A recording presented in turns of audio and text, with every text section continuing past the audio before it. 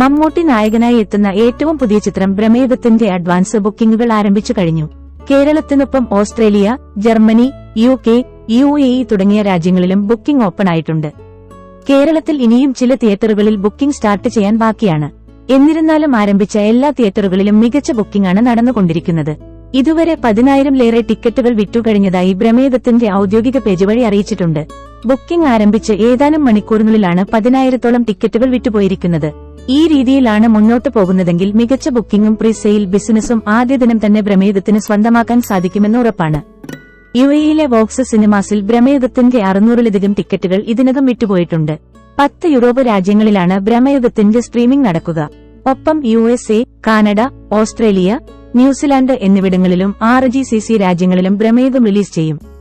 പൂർണ്ണമായും black and വൈറ്റിൽ release ചെയ്യുന്ന ബ്രഹ്മയുഗം പ്രേക്ഷകരും നിരൂപകരും ഒരുപോലെ പ്രതീക്ഷ അർപ്പിക്കുന്ന സിനിമയാണ്. മമ്മൂട്ടിക്കൊപ്പം അർജുൻ അശോകൻ, സിദ്ധാർത്ഥ ഭരതൻ, അമാൽഡ ലിസ്, മണികണ്ഠൻ ആചാരി തുടങ്ങിയവർ പ്രധാന വേഷത്തിലെത്തുന്ന ചിത്രം ഫെബ്രുവരി 15-നാണ് തിയേറ്ററിലെത്തുക.